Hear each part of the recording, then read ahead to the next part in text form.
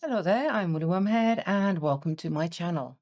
In today's tutorial, I would like to talk to you about one of my favourite short row methods, the wrap and turn.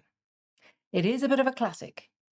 It's one that people learn first when they're first discovering short rows. It's ideal for beginners. I think I learned it 30 odd years ago, maybe. And for a long time, it was the only short row method I knew.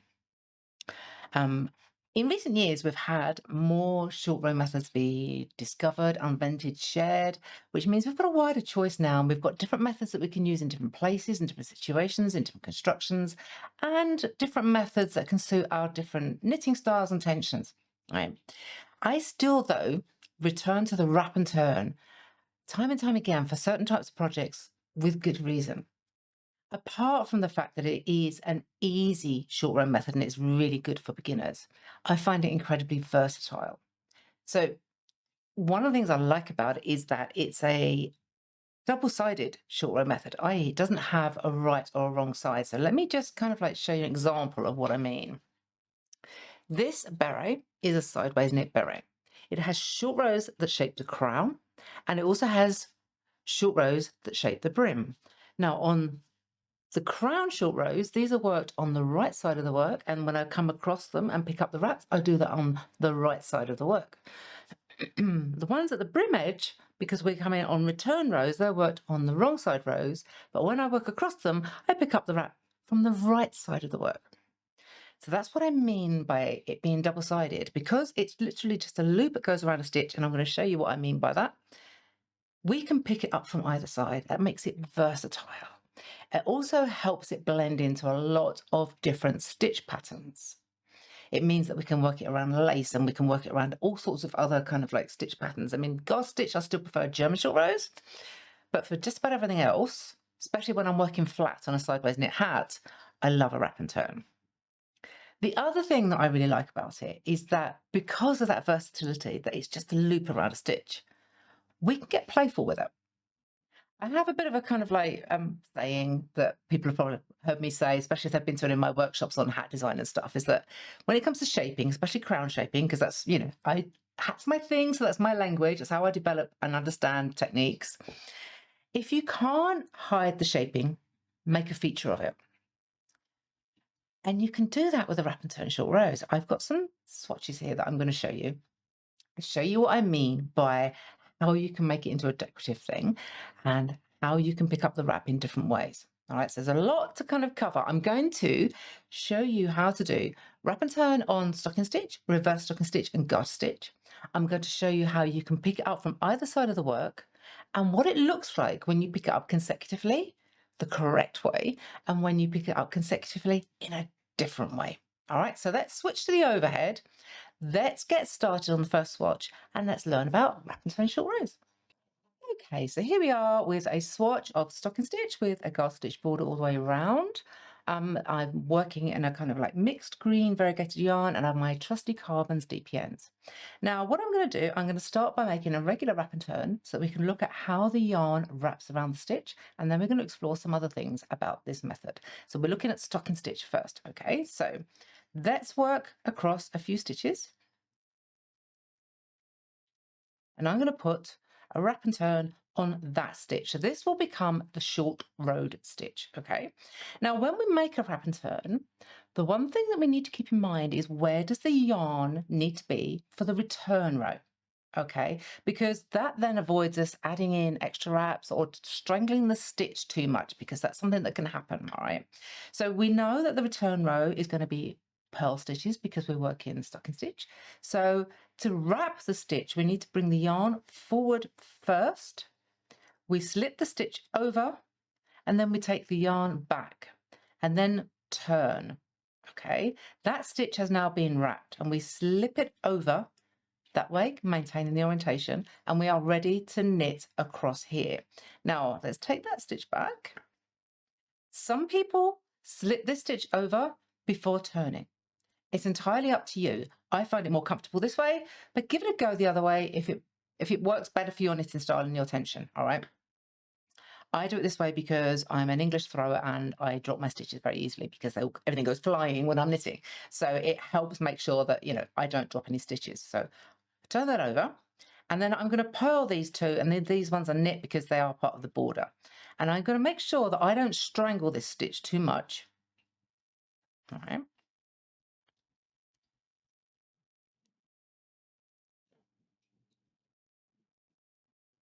And we can see on the back, there's a little gap there where I've wrapped the stitch. And on the front, we can see the wrap fairly visibly there.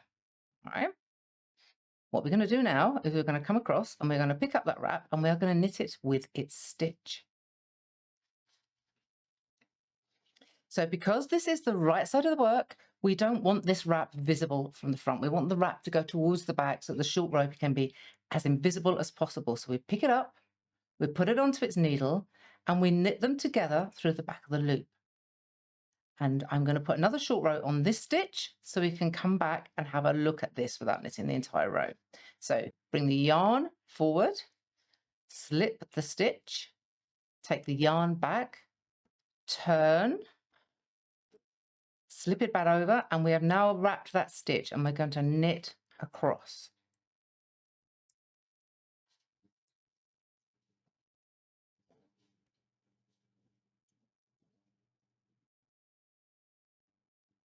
Now, there is the stitch that we did a short row on. Now you can see there's a tiny little twist in the stitch. That's because we knit the stitch with its wrap together through the back of the loop.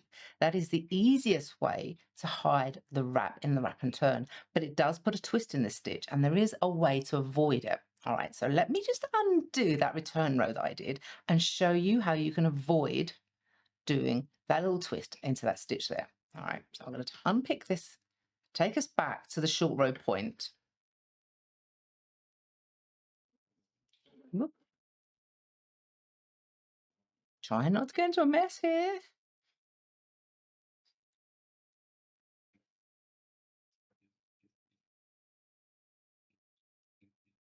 Okay, so there was where we turned. Now, if we change the orientation of that stitch and twist it one way towards the right side of the work, like that. So the first time we maintained the orientation, we slipped it, all right? That's the correct orientation of it. We went like that, and then we found it, put a little twist in the front. Whereas if we twist it like that and go across,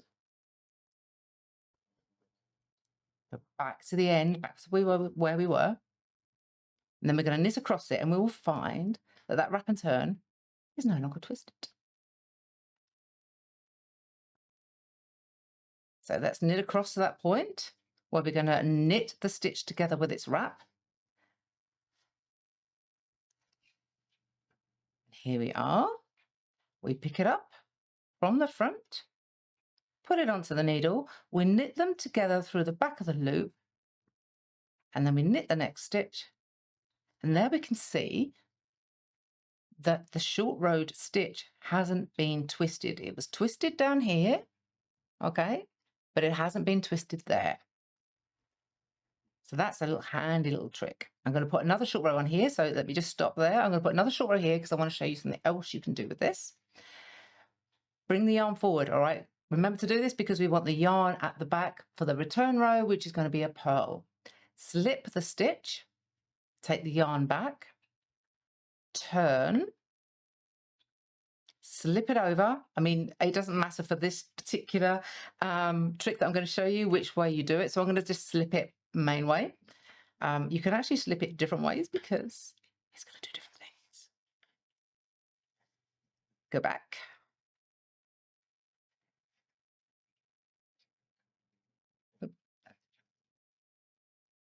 Just work on my selvage stitches to keep the pattern on the selvage there. So here we are. There's the wrap that we've just put in. There's the one that we worked before when we changed the orientation as we slipped the stitch. And there's the one we worked before when we didn't change the orientation. You can see there's got a little twist in it. Okay. This one's much neater. This one, not so much, but it's still not bad. So what I'm going to do now, we've put another short row on here. We've put a wrap onto this stitch, and I'm going to show you how you can pick it up from the other side and what it looks like and how you can make a feature of it.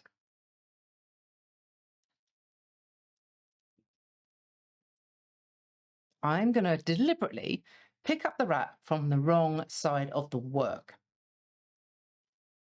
This is something you might need to know, as I say, if you like that sideways beret I just showed you.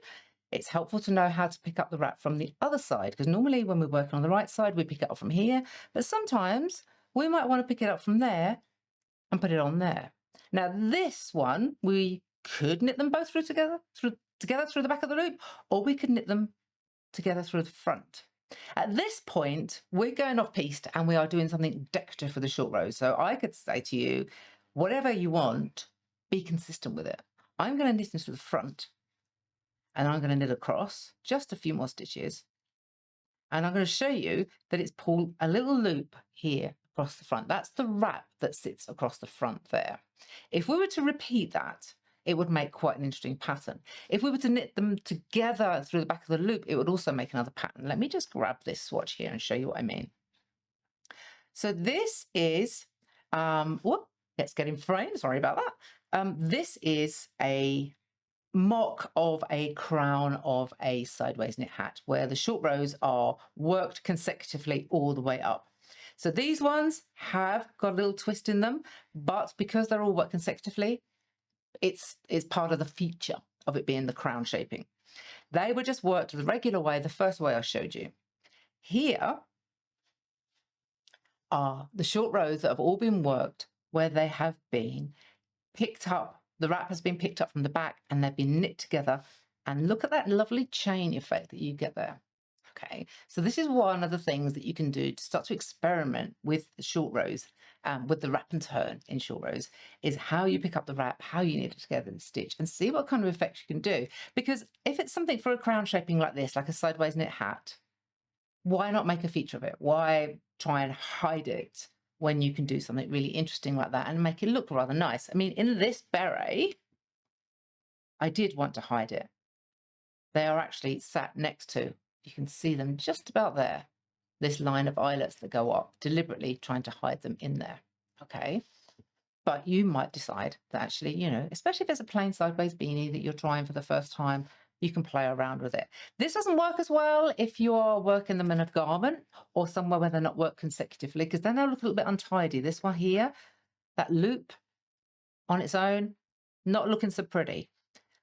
But it's something you can play with. Try it out. Let's just have a look at the back before we switch over to the other swatches. That's the first one that I did there, not quite so loose. All right, that's the one that's got the twist on the front. This one is where we reorientate, and I think it's a little bit looser because I was messing around with the stitches because I was unpicking and taking it back. And this is the one where we've just twisted them together differently, and it sits much tighter on the back because we have the loop on the front. All right, so that's how you do a wrap and turn in a short stocking stitch, and how you can pick it up the regular way, the non-twist way, and in a break the rules kind of way. So I'm now going to go over to a garter stitch swatch, and then we're going to see how to do it in garter stitch. Okay, so here I have my garter stitch swatch with a red yarn on my trusty carbons. I'm going to show you how to do a wrap and turn in garter stitch, keeping in mind about where we want the yarn to be. And then I'm going to answer some common questions that come up in my workshops when I'm teaching short rows. Okay, so let's just kind of come across and let's put a short row on this stitch here, okay? Now, if you remember before, I said the important thing about a wrap and turn is to work out where your yarn needs to be for the return row. All right. Now, when we are knitting, all right, our yarn is at the back.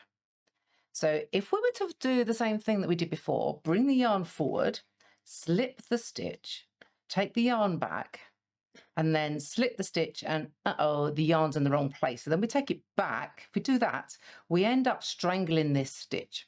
And it also makes the wrap kind of really messy to try and pick up. You don't want to do that. So let's take that back, rewind a little bit.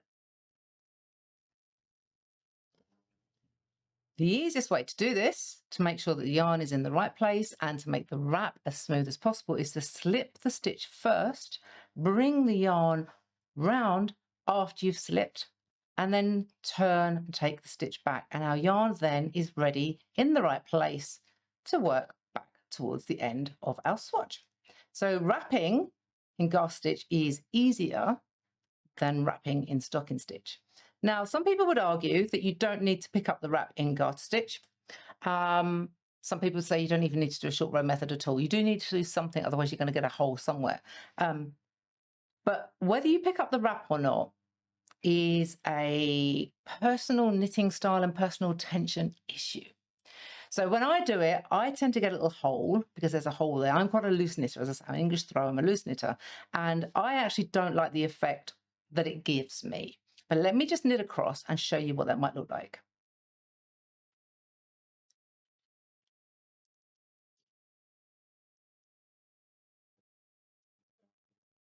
And I'm going to stop there because I'm going to put a short row on there. Let's have a little look at that. So there is the wrap, okay, on the front. It will eventually, if you've got a kind of like the right kind of tension, it will eventually blend in. Here it is on the back. It's a little bit loose and sloppy, and I'm not keen on that for me. However, for you, it might work. Well, what I'm going to do is I'm going to put a short row on this next stitch and show you how you would pick up the wrap in garter stitch. So that's the one where we didn't pick it up. We're going to do a short row on this next stitch here. So we're going to slip this over, bring the yarn round after we've slipped it, take it back, slip it back, and we're going to knit to the end.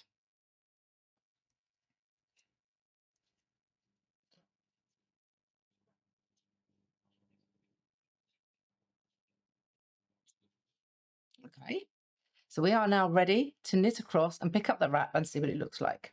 I mean, I will at this point say, if you've been to any of my workshops or seen any of my patterns, that you'll know that I have a preference for using German short rows in garter stitch.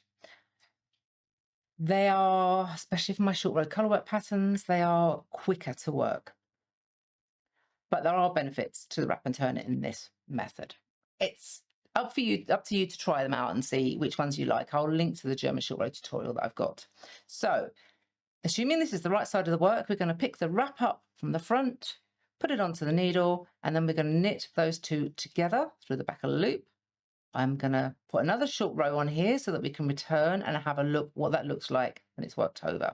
So put a short row here, yarn round, slip back, and let's knit towards the end and see what that one looks like that was picked up compared to the one that wasn't.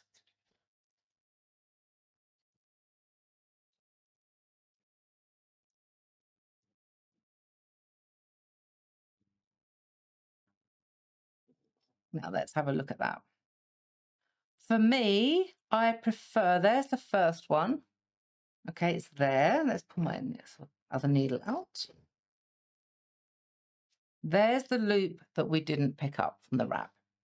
There's the one that we did pick up. That, for me, I think is neater. I don't like the looseness of that. It looks out of place amongst all that garter stitch. That is the one that we picked up, but you can tell that it's slightly different in there, but it's not loose as loose as this one is. So I suggest trying them out, see which one works for you.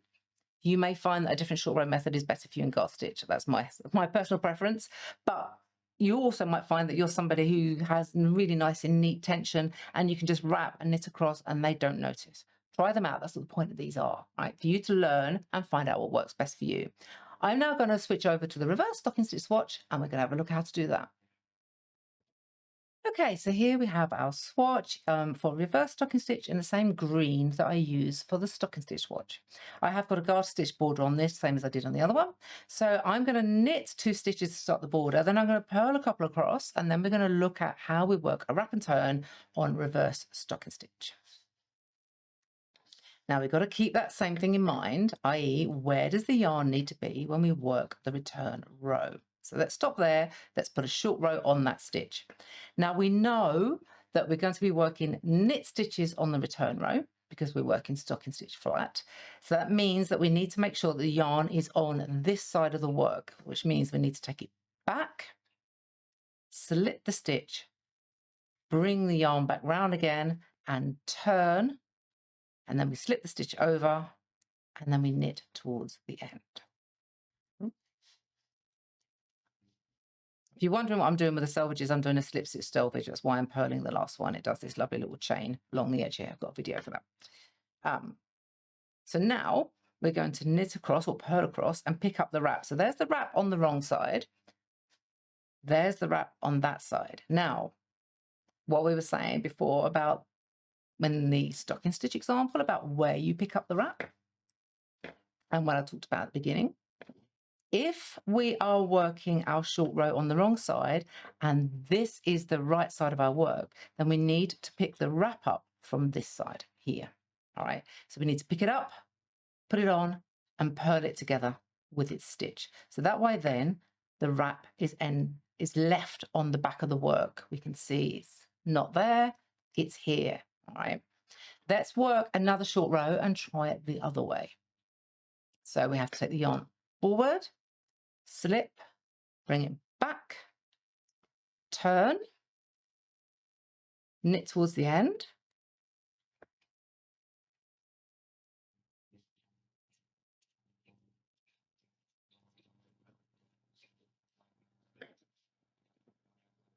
and let's just have a little look at how that worked there. There's the short row that we put in. There is, again, a slight twist in that stitch there. So you would do the same thing if you wanted to avoid that twist, as we suggested in the stocking stitch swatch. I reorientate the stitch as you slip it back after turning. All right. This time I'm going to come back and knit across and treat this side as the wrong side of the work. So there are often projects that we are working on where the reverse side of stocking stitch is actually the right side, the purl side. So let's have a little look at that.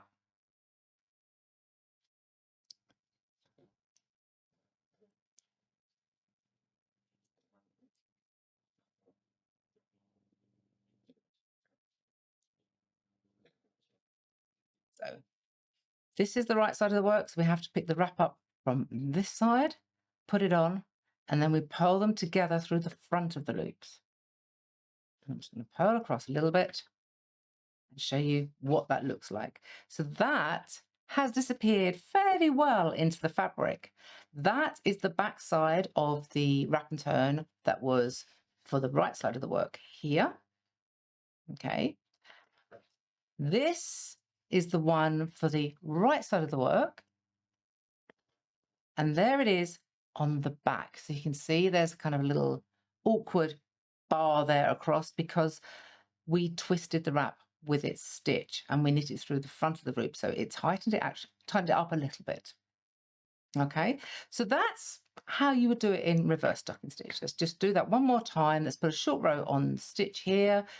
We take the yarn back, slip the stitch, bring the yarn round, turn, slip across, and if you don't want to twist, you can maintain that orientation there and you knit to the end.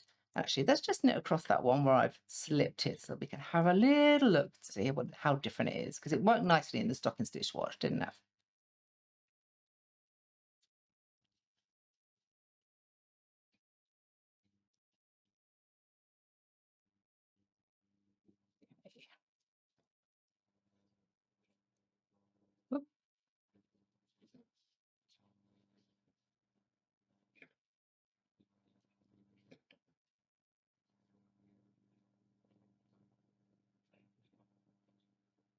Okay, so we twisted this after we turned it to reorientate it to try and avoid the twist showing once we've done the short row.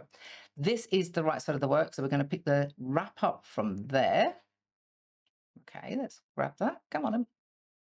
Okay, we're going to put it onto the needle like that, and then we're going to knit them. As we're purling, we purl into the front.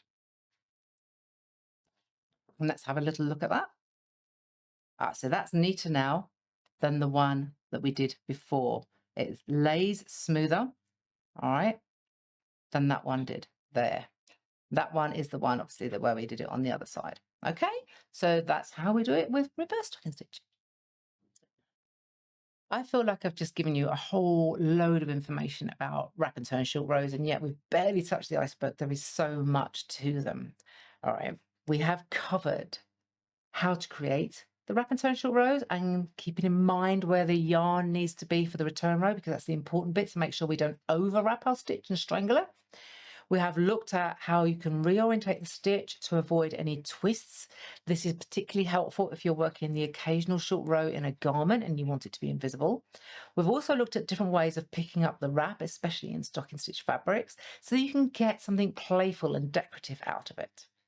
We've also looked at whether or not you need to knit over the wrap or pick it up in garter stitch. And this is, as I always say, a personal preference. As with all things short row, there isn't one size fits all. There isn't one method that's going to work for everybody the same. We've all got different knitting styles, different tensions. They all affect how our short rows work. Yarn wheel, the stitch pattern wheel, they all dictate different things, and they'll make our short rows look different. So if a pattern says you need to do it this way or you don't need to do that, take it with a pinch of salt. Experiment with these things, experiment with the different methods and see what works best for you. The wrap and turn, as I keep saying, is incredibly versatile. That simple act of putting a loop around the base of the stitch means that we can do so much with it. But it might not be the best method for what you are working with. All right, so play with it, give it a go. I hope this has been helpful. All right, I've got a lot more tutorials planned for wrap and turn, like repairing them, grafting them, things that you can do with them, because they're versatile, I keep saying. So hopefully they'll be coming soon. If you could help me grow my channel by doing the like, click, support, extra, all those little things, click all the buttons, I would very much appreciate it. And until next time, happy knitting.